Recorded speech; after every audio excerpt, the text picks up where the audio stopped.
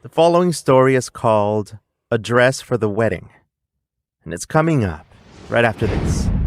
Stay with me.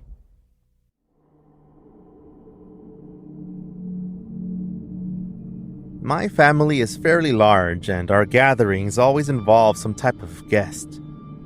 Cousins' new boyfriends, and uncle's boss, or friends of the family that we've gotten to know over the years. We never had any trouble with any of them, except for my cousin Mary's friend, a girl named Gina. And I don't know how they were even friends. She was disrespectful to my grandparents, and one time even showing up drunk and throwing up all over the carpet. It had been a running joke not to invite her to anything anymore, and it started to bother Mary for a while. But eventually she understood that she needed to stay away from her. And here's what led up to that. There were several incidents, really, and they were all signs of what she was capable of doing. Mary called from a holding cell one day, saying that Gina had been charged with stealing things from a Macy's, and that they had both been taken in for questioning. I thought those places, like the shops at a mall, wouldn't care about things like that enough to charge anybody, but I was wrong. 2 perfumes and a pair of sunglasses is what she had taken. Another time, Gina called the house to try to get a hold of Mary, who had been ignoring her.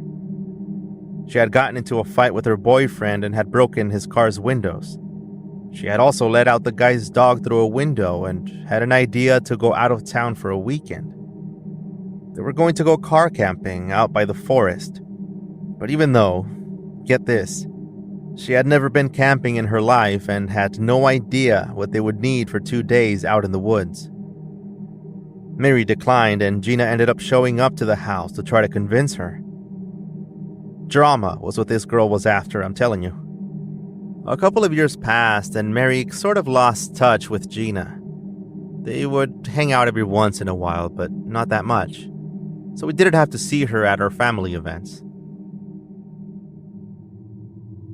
So when Mary was planning out her wedding and she invited Gina, we all joked around and started retelling all of the craziness we had to endure when she was around.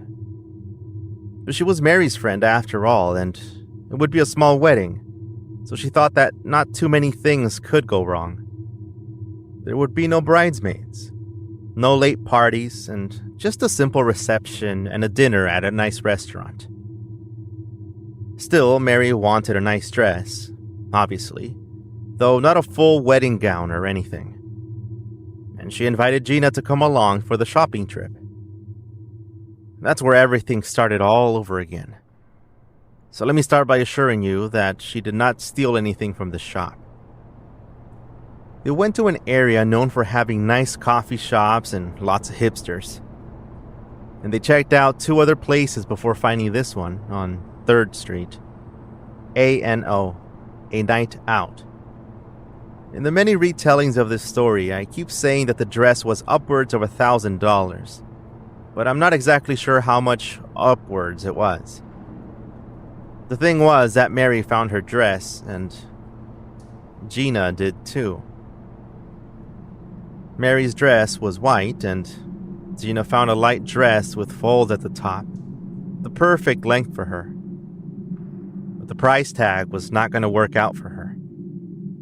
Mary says that she begged and almost got into a fight with the sales lady at the shop, practically begging to let her leave a deposit, that she would come up with the money within 2 days and get the dress. The woman was not accepting the offer, saying that it was store policy that wasn't letting her.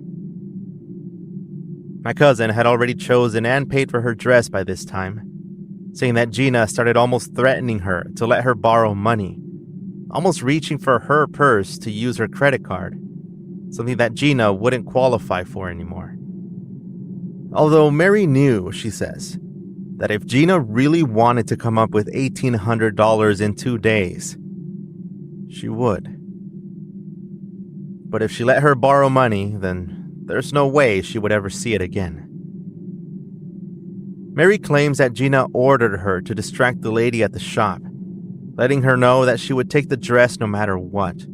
Eventually, a security guard was called to escort her out. It was a whole big thing, but it didn't surprise any of us. Although I think Mary by this time was remembering how much trouble Gina was, and had been for all of those years they had known each other. Gina also called me, asking me for money, although she didn't tell me it was for a dress, but to help for an emergency expense that had come up. She was begging me over the phone until it was clear that I would not be able to. In pictures of the dress that Mary showed me, it did look very nice. Although maybe not almost $2,000 nice, but still, I could see why she liked it so much. It was a beautiful dress. But Mary got involved with other things for her wedding, and Gina stopped bothering everybody about that dress. A few weeks later, on the day of the wedding, I was surprised to see Gina show up with that beautiful light green dress and a matching clutch handbag. Mary noticed it too, and I could see her surprised look in her eyes when she showed up to the reception. Gina had done it again. Against all odds, she had once again gotten what she wanted. The wedding was beautiful. Everything went great. And Mary and Rob were going to be heading out to their honeymoon a couple of days after that. So Mary used that time to get ready for her trip and to take the dress that she had worn to her wedding back to the store, to get it cleaned and prepared for storage, where they wrap it up and put it in a nice box for you and everything. And so she asked me to go with her. I got to see about 24 of them there, on full display. One-of-a-kind dresses to match all types of elegant styles. The sales lady recognized my cousin right away and looked at me and then behind me, to which my cousin saw and smiled back, saying that no, Gina was not with us. I could see that feeling of relief fill her face at that instant. They both kind of laughed a bit and caught up on the wedding and how it had gone. Despite all of the people and events this sales lady knew, she sure remembered every detail and story she had been told. She remembered Rob's name, the location of the wedding, where she had gotten her cake from, and even where Mary was going for her honeymoon.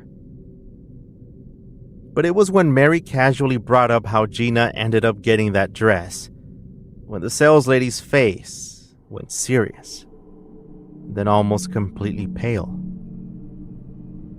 She was going to need help. I could see her losing her balance before I reached over to her and grabbed her arm. I helped her sit down next to us. She apologized with her eyes stuck looking straight ahead. She then muttered that it couldn't be, that it was impossible. It took her several tries, but eventually she told us the whole story. At first, she said, she wanted to keep the dress and save it for Gina. She understood that finding the dress that calls you is a tough thing to let go of, and even though Gina had made a scene in there, the saleswoman made a note to set it aside anyway. Shortly after Mary and Gina had left the shop that day, an older couple came in. Their faces looked worn down and devastated, and it took them a bit to speak up. They had been looking for a dress for their daughter, and it needed to match her favorite color. The color of a beautiful clutch handbag that the man was carefully holding in his hands. But before the sales lady could say anything else, the woman noticed the light green dress that Gina had gone crazy over, and asked for it. That it would fit her daughter perfectly. No more questions, she would take it as is, and on the spot. So as the sales lady was wrapping it up for them in silence, she casually asked if it was for her graduation or a special occasion.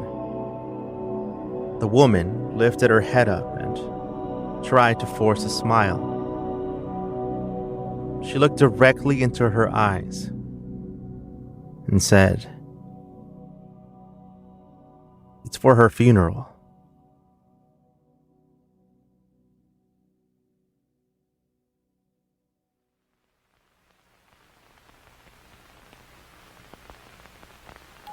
Scary Story Podcast is a part of Scary FM's collection of shows. Up next, check out True Scary Story to listen to people's true experiences with the paranormal, directly from them. You can support the shows by trying out Scary Plus on scaryplus.com or on our Apple Podcasts channel. In it, you receive ad-free content, some bonus stuff, and early released episodes as they come out. But that's not the only way to help out. You can also leave me a review and a bunch of stars on the thing, and I'd be more than happy with that. You can find out more about me over at edwin.fm or through my links for socials. I'll leave them in the description of this episode. Thank you very much for listening to my stories. See you soon.